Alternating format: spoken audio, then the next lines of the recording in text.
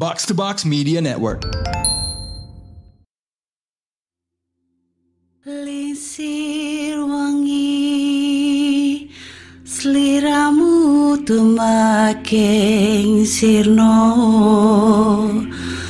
ojo tangingkanmu guling awas jo ngetoro aku lagi bang wingo Jin setan kang tak utusi Dudio sembarang Wojo layu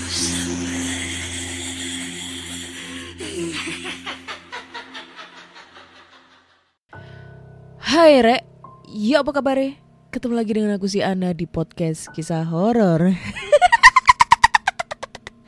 Dan kita bertemu di episode 300. Dan di episode kali ini akan membacakan cerita horor ataupun email berhantu yang sudah dikirimkan teman-teman melalui podcast kisah horor @gmail.com dan di Instagram podcast kisah horor serta Google Form yang linknya tersedia di bio Instagram podcast kisah horor. Episode 300 bro ya. Kemarin Selasa itu mau update gak jadi, kecapean guys. Jadi bisa update sekarang.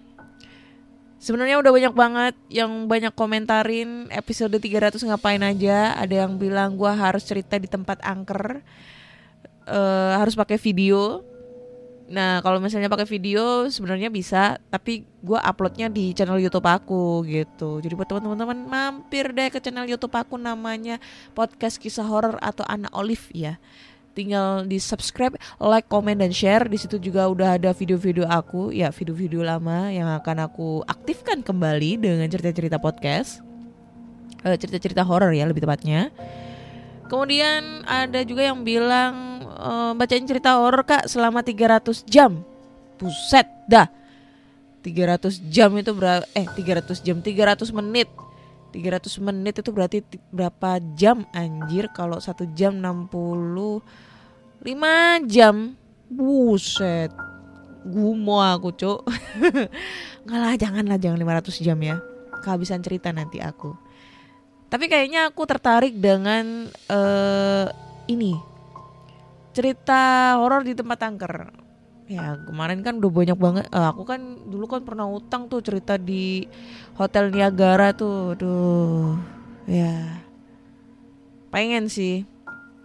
Ntar lah gue atur waktu. Gue pengen di mana gitu ya buat cerita horornya ini. Masih mau cari-cari tempat gitu yang aman gitu loh buat cerita. Karena kan kalau misalnya gue bikin konten cerita horor di situ kan harus ini ya, lebih suka yang di tempat yang ini deh, bukan tempat terbuka, lebih ke tempat tertutup gitu, rumah kosong kayak atau apa gitu loh. Kalau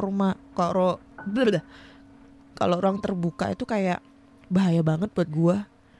Tapi sama aja sih bahaya juga. Ya nanti gua atur lah di mana. Pengen banget sih sebenarnya. Semoga cepat tersampaikan ya cita-cita kalian untuk gua cerita horor di tempat angker gitu. Tapi kalau cerita horor 300 menit itu ya gumo guys. Kecuali kalau gua ngulang-ngulang lagi cerita-cerita yang dulu kan gak asik gitu ya. Gitu guys. Ya. Jadi episode 300 ngapain? Ya kita bacain cerita horor lah. Ya cerita horor yang sudah masuk di email. Nanti kedepannya gue bakal berpikir nyari lokasinya dulu yang pas di mana, terus habis itu gue bikin konten di sana bacain cerita horor. Tapi ya harus dong kalian mampir-mampir ke channel YouTube aku ya. Jangan lupa subscribe, like, komen, dan share gitu guys. BTW juga thank you banget ya buat teman-teman yang udah nyawer aku di Saweria.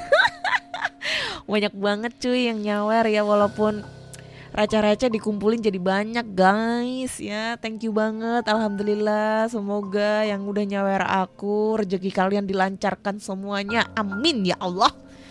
Ya yang belum sawer buruan sawer. Wah, ngemis gue. Oke, dan langsung aja kita bacakan cerita horor yang sudah masuk di email. Dan cerita pertama kali ini datang dari Muhammad itu. Ini langsung aja ke cerita horornya. Jadi flashback kisah kemarin selama saya di Palangkaraya, Kalimantan Tengah dari 2013 sampai 2020. Kos di mana saya tinggali itu sempat saya ceritakan kemarin. Kapan? Yang ditambahkan berbagai macam makhluk. Entitas yang mungkin sebut saja kuntilanak yang memang biasa menempati rumah-rumah dan bangunan. Baik dihuni apalagi tidak dihuni. Dari dulu sampai sekarang cuma pengalaman di Kalimantan Tengah itu yang pernah saya alami. Saya ceritakan gimana akhirnya saya bisa tahu apa saja hal dan entitas yang saya lihat dalam dimensi kamar saya dalam sudut pandang dunia lain yang ternyata kamar saya itu ada dalam ruangan orang lain juga. Hal wajar jika akhirnya secara tidak langsung dan tidak sadar akan bersinggungan juga dengan mereka. Pertemuan dengan Mandau tua. Hal menarik yang akhirnya membuat saya bisa merasakan dan melihat dalam tanda kutip dalam mimpi sosok-sosok penghuni kamar dan area kos saya itu adalah pusaka Mandau. Jadi beberapa tahun setelah hal-hal mistis yang saya alami, saya berkenalan dengan seseorang di Kalimantan Selatan dari Facebook. Dia menawari saya banyak jenis pusaka, termasuk keris, pedang, dan salah satunya Mandau. Cerita-cerita, ngobrol-ngobrol, akhirnya saya tertarik dengan sebilah Mandau yang katanya sempat digunakan kerusuhan waktu 2001. Masih saya simpan dan rawat sampai sekarang. Kerusuhan 2001 ya tau. Mandaunya sedikit usang, bilahnya kotor. Ya layaknya benda yang gak kerawat lah. Karena sayang, saya bersihkan lah. Saya reparasi ulang sarungnya. Ya kita tahu, percaya gak percaya, namanya pusaka, pasti ada entitas yang menunggu dalam suatu benda tersebut. Saya tidak memaksakan untuk percaya, dan ini pengalaman pribadi saya. Beberapa bulan menyimpan dan merawatnya awalnya biasa aja, gak ada gangguan dan sebagainya. Anehnya, kos saya malah makin adem hal-hal yang dulu saya alami gak pernah ada lagi. Cuma kadang-kadang kalau ada teman saya datang, entah siapapun, pasti mereka merasa ada sesuatu. Ada sesuatu. Apalagi yang indigo. Mereka cuma merasa tapi gak tahu apa dan siapa dan kenapa. Aneh juga, cuma mereka menyebutnya Mandau itu.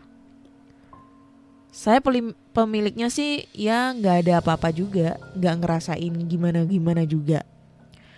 Sampai puncaknya saya didatengin dalam mimpi. Bukan sosok, cuma suara yang mengatakan, dia si Mandau itu, yang menuntun saya untuk diperlihatkan sosok-sosok dalam kos dan area sekitarnya. Sekitar tahun 2018-an, lagi rame-ramenya acara-acara di TV maupun di medsos tentang mediumisasi, yang mana memasukkan entitas ke dalam tubuh seseorang untuk ditanya-tanya masalah hal goib. Kebetulan zaman itu yang rame juga. Kadang iseng saya ikut teman-teman interaksi.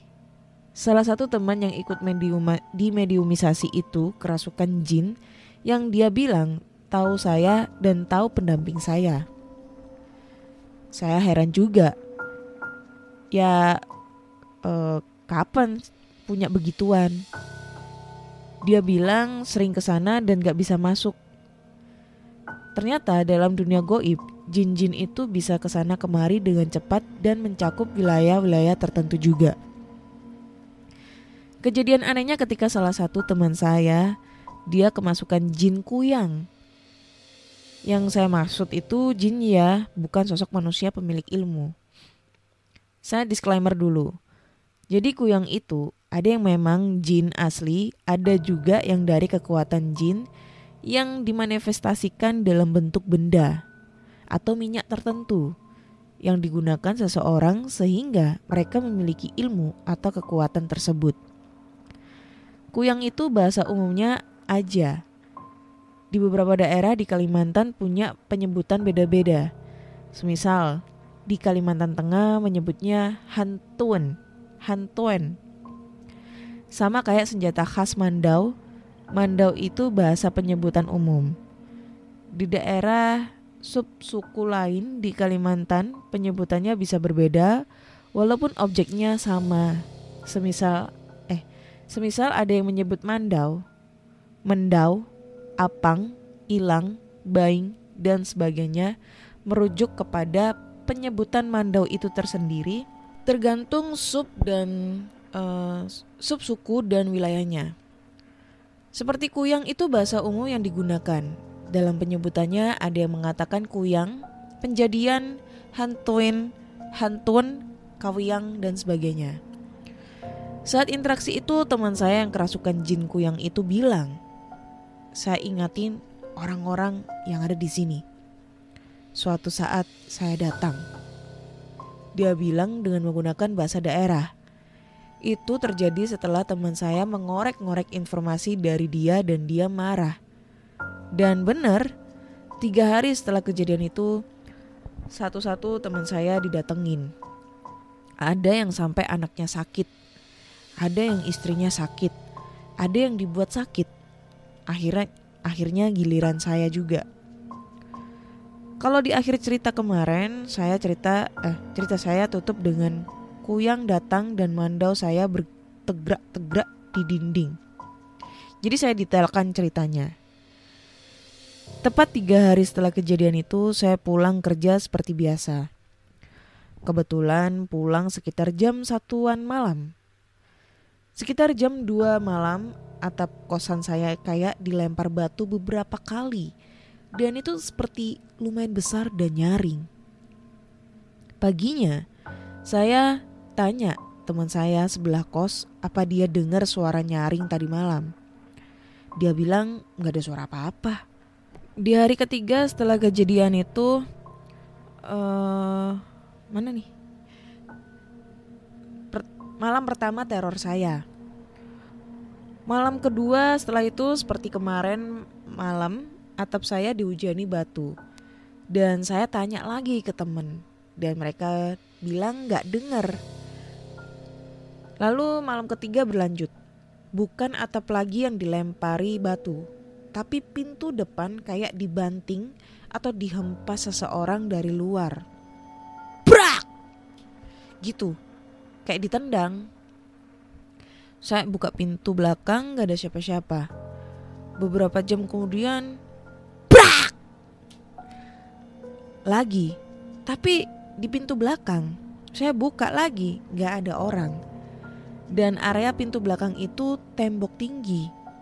Logikanya, kalau sesuatu, orang atau kucing gak bakalan secepat itu melompat ketika dobrak terus dibuka langsung hilang.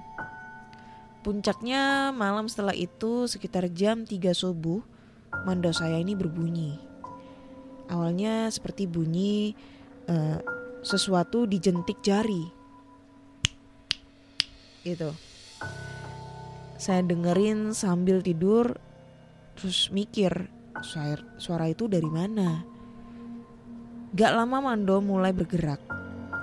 Prak prak prak di tembok. Saya nyalain lampu dan saya sempat kaget juga. Itu benda mati bergerak goyang-goyang sendiri. Saya sempat turun di ranjang lalu menjauh. Posisi mandau saya taruh persis menggantung di samping ranjang. Subuh itu saya telepon teman saya di Kota Waringin Barat, Pangkalan Bun.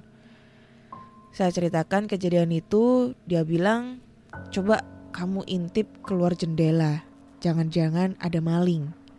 Intinya ada sesuatu atau seseorang yang punya niat gak baik, dia bilang. Jangan takut, mandau itu cuma ngasih sinyal aja. Kemudian saya keluar rumah. Nah, sebelum buka pintu, saya dengar sesuatu di atap rumah, kayak berjalan.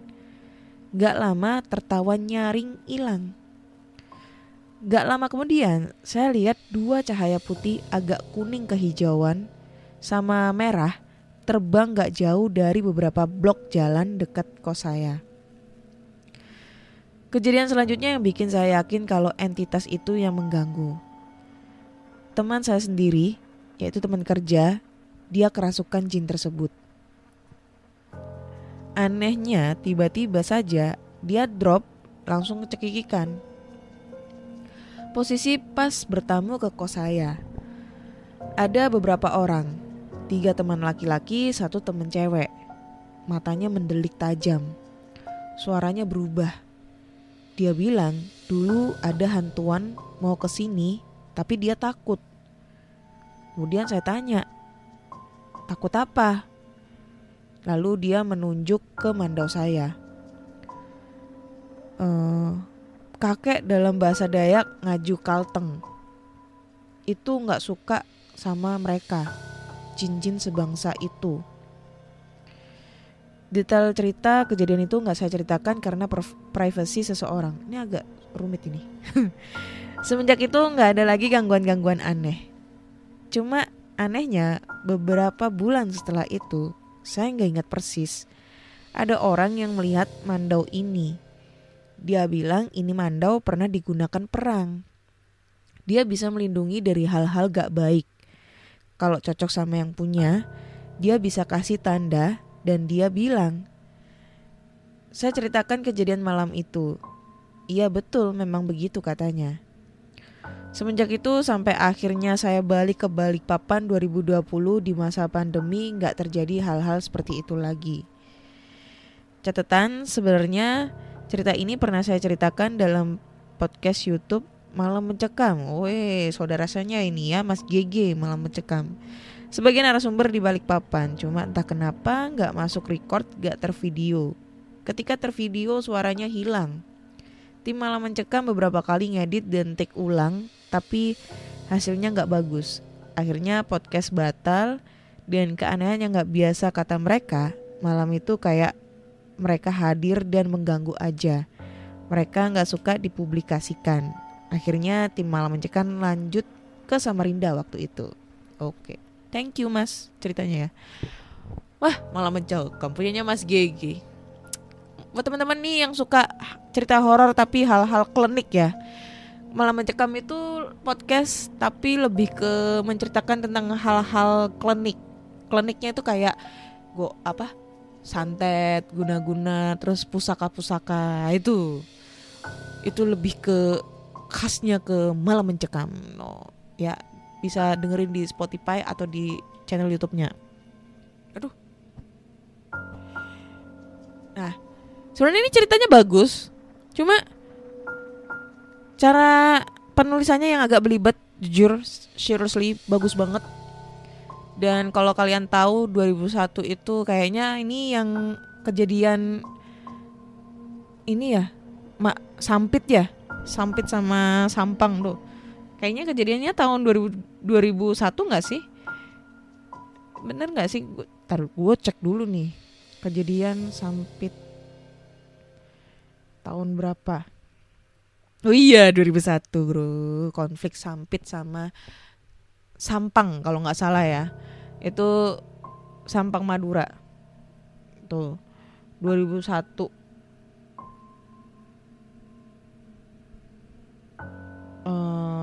Sebenarnya tahun 96 dan Januari 97. Terus masih ada konflik sampai 2001 yang mengakibatkan 600 korban tewas. Tuh kalau kalian tahu ya kejadiannya, anjir sadis parah banget. Tuh kenapa gue bisa bilang sadis? Nih konflik etnis yang terjadi di Sampit, Kalimantan Tengah pada 18 Februari 2001 yang melibatkan 2 kelompok etnis yaitu suku Dayak dan Madura. Itu sumpah sadis parah karena bapaknya temanku kan ada yang asli Dayak tuh. Bapaknya temanku itu ada yang menjadi korbannya juga gitu. Ya dia ini kan kayak orang tuanya itu kayak masih punya suku khas Dayak gitulah. Jadi ikut korban juga. Tapi alhamdulillahnya bapaknya selamat. Cuma kakinya bro hilang 1. Wah, kalau kalian lihat videonya sumpah kalian gak bakalan gak bakalan ini deh, nafsu makan beberapa hari. Beneran dah. Tuh, sumpah. Kayak gitu guys. Dan mandau, gue pernah lihat mandau itu kayak gimana. Mandau itu kayak lebih kayak ke modelnya kayak parang ya, yang panjang gitu, tapi kayak model golok tapi agak panjang. Cuma yang gue tahu kan, temen gue kan dari Kalimantan tuh kan, dia akhirnya nikah tuh, dapat orang Surabaya. Pas gue main ke rumahnya itu ada mandau ditaruh di mana tuh, di tembok rumahnya. Itu kayak ada giginya, taring babi hutan, jadi kayak aksesoris gitulah. Pokoknya serem banget. Nah itu yang katanya sama tuh, yang ditaruh di rumahnya temanku itu bekasnya bapaknya dulu waktu perang tuh, kayak gitu. Katanya sih ada yang nunggu, tapi temen aku sih nggak begitu percaya. Dia agak sedikit skeptis, cuma disuruh naruh aja buat jaga-jaga, katanya kayak gitu. Wah, ini sebenarnya keren sih ceritanya, cuma cara penulisan ketikannya ini yang agak sedikit susah ya. Jadi aku agak sedikit membenarkan sedikit, walaupun agak sedikit belibet. Tapi buat teman-teman nih, kalau kalian punya cerita tentang pengalaman setelah kejadian kerusuhan di Kalimantan 2001, bisa nih ya langsung kirim ceritanya nih ya. Itu baru kali ini gue mendengarkan cerita tentang kerusuhan di Sampit nih, baru masuk nih ya. Pasti setelah kejadian itu ya, beberapa tahun silam setelah kejadian itu, pasti banyak entitas horor di sana. Bayangkan bro, 600 korban jiwa meninggal di situ, kayak pindang gitu loh, berjejer-jejer. Ada yang sampai kakinya putus, tangannya putus, ada yang ditusuk dari mulut gitu kan. Pokoknya sadis banget sumpah. Terus lehernya digorok. Terus apalagi ya, pokoknya serem banget lah. Pasti itu banyak banget kejadian-kejadian yang sering terjadi, kejadian horor lah di sana. Kalau kata teman aku dulu itu, waktu setelah kejadian itu tuh beberapa tahun silam, itu banyak banget kayak orang ngedengerin suara rintih minta tolong. Terus habis itu suara orang teriak-teriak nangis gitu. Cuma suaranya ini gak 1-2 tapi banyak gitu loh. Kayak pokoknya rame lah suaranya itu, kayak minta tolong, kesakitan kayak gitu-gitu. Oke deh, kita lanjut ke cerita kedua ya. Thank you banget Mas Muhammad buat ceritanya. Dan cerita kedua ini datang dari Ara. Nggak pantas banget sih. Oke. Hai Kak Ana dan teman-teman pendengar podcast kisah horor semua. Jadi aku pengen cerita tentang pengalaman aku pada tahun 2018 waktu ikut Bibi ke kota Tangerang. Jadi Bibi adalah adik ibu yang bungsu. Dia bekerja menjadi karyawati di sebuah PT yang terkenal di daerah itu. Sebuah PT yang memproduksi cemilan-cemilan, permen wafer, dan kopi-kopian. Yang dari Tangerang pasti tahulah. Apaan tuh? Nanti dicek ya. Alasan saya ikut Bibi karena waktu itu saya baru aja lulus sekolah dan suntuk di rumah. Bibi juga ajak saya buat nemenin dia selama di kos, karena kebetulan dia baru pindah kos. Oh ya, alasan dia pindah kos karena dia baru aja beli motor. Pindahlah ke kos yang terjaga keamanannya yang sudah dilengkapi CCTV. Ya meskipun gak ada gerbangnya, karena lahan yang sempit juga, dan posisi kosnya ini sebelah gang. Sebenarnya tidak ada yang aneh sama kosnya. Kos-kosan yang terdiri dari 3 kamar kos, dan yang paling ujung adalah kamar yang ditempati saya dengan Bibi. Pinggir kos adalah jalanan gang yang kadang ada beberapa orang yang lewat.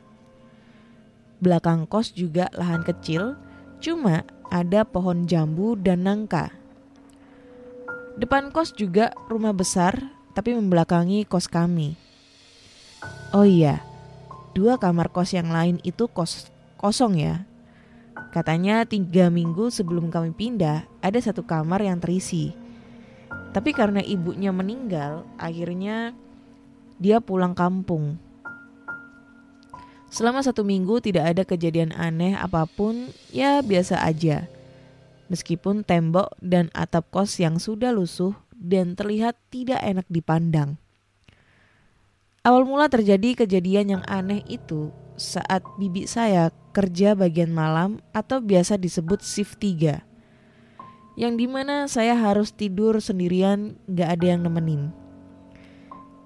Bibi berangkat jam 10 malam, pulang jam 7 pagi. Semalam sebelumnya aman-aman aja, tidur juga nyenyak. Saya lupa waktu itu malam apa. Yang saya ingat, waktu itu jam 2 malam saya sudah tidur, tapi tiba-tiba kebangun seperti ada yang membangunkan memanggil nama saya.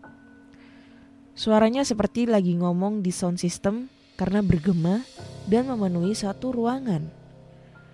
Akhirnya saya lanjut tidur karena saya pikir itu mimpi. Kemudian saya tidur lagi tapi belum juga tidur nyenyak. Entah mimpi atau nyata, tapi yang saya rasakan adalah saya masih setengah sadar dan belum tidur. Kemudian ada tangan kekar hitam berbulu lebat, panjang, menyelusup lewat punggung saya. Maaf, dia memegang dan meraba bagian payudara saya sebelah kiri. Saya tidak bisa bergerak sama sekali, bahkan buat angkat satu jari aja gak bisa. Saya merasa mata saya melek karena saya bisa lihat tembok, tapi mulut itu gak bisa digerakin sama sekali. Saya teriak-teriak pun gak ada yang dengar. Tidak ada bayangan apa-apa yang terlihat di tembok. Entah mungkin karena ruangan yang gelap, karena saya selalu tidur dengan lampu yang mati. Dan setelah satu tangan itu, muncullah satu tangan lagi yang kemudian memeluk saya dari belakang dengan erat seperti tercakar, tidak bisa bernafas. Yang saya rasakan waktu itu tubuh saya digerayangi. Meskipun saya tidak pernah tahu rasanya berhubungan badan. Sekuat tenaga saya baca surat-suratan, doa-doa yang saya tahu. Akhirnya bisa lepas juga. Tapi yang saya anehkan, saat saya baca doa-doa itu ada yang mengikuti doa yang saya ucapkan. Bahkan lebih cepat dari saya. Bahkan sampai saya terkecoh dan salah. Sedangkan yang mengikuti saya malah benar dan tertawa-tawa bergema seperti suara lelaki yang berumur. Suaranya seperti memenuhi kamar. Saya takut tapi penasaran. Kemudian saya berhenti berdoa. Nah, yang mengikuti juga berhenti. Giliran saya kembali berdoa, dia juga berdoa lagi. Lalu ketawa-ketawa lagi. Anjir, serem anjir. Kemudian saya teringat jampe-jampe yang diberikan oleh nenek saya. Kalau dalam bahasa Sunda disebut cangcawokan. Saya bacakan itu 3 kali. Tiba-tiba langsung hilang semua suara dan tangan yang meluk saya itu. Buru-buru saya bangun, nyalakan lampu dan ke kamar mandi untuk cuci muka. Bikin kopi lalu main game Mobile Legends karena trauma kalau buat tidur lagi. Jam menunjukkan pukul 4 pagi. Saya masih melek, belum juga mau tidur. Setelah azan subuh saya sholat barulah bisa tidur. Tibalah bibi saya pulang kerja. Pagi saya belum berani cerita apapun ke bibi. Selagi bibi tidur, saya berinisiatif sendiri mau ngecek CCTV ke ibu penjaga kos. Karena penasaran, semalam itu manusia atau bukan. Alasanlah saya ngecek CCTV karena sandal saya hilang. Tapi pas saya cek di rekaman CCTV, tidak ada yang aneh. Hanya ada momen di mana saya menyalakan lampu kamar semalam. Pada saat saya mandi, ada tanda memar biru di bagian paha saya sebelah kanan. Yang tadinya saya sehat-sehat aja. Tiba-tiba setelah mandi badan saya demam, semua tulang terasa sakit. Saya minta izin bibi untuk pulang ke rumah. Setelah di rumah saya cerita dan mengadu ke nenek saya. Pas saya lagi cerita, nenek nguap. terus-terusan gak ada henti. Kata nenek, ada yang suka tapi beda alam. Saya dibacain jampe-jampean dan rajah juga, terus dimandiin air hujan. Bukan sembarang air hujan kata nenek itu. Kata nenek, itu air hujan yang turun setiap hari Jumat lalu dikumpulkan dalam satu wadah. Sebenarnya saya merasa tidak ada yang aneh sama diri saya sendiri. Tapi setelah kejadian itu saya sering mimpi bertemu lelaki dengan lelaki yang berbeda di setiap mimpinya. Lelaki yang tidak saya kenal dalam hidup saya, bahkan tidak pernah lihat, tapi ganteng-ganteng. Terus entah ada kaitannya atau tidak dengan hal itu, tapi saya merasa banyak teman lelaki yang menyukai saya. Kalau dihitung-hitung sih belasan orang dalam waktu yang relatif singkat. Bukan bermaksud untuk kepedean, tapi aneh aja. Yang bahkan dulunya sering menghina dan bully saya tiba-tiba jadi mau dekat. Sampai ada yang mau bunuh diri karena tidak saya terima cintanya.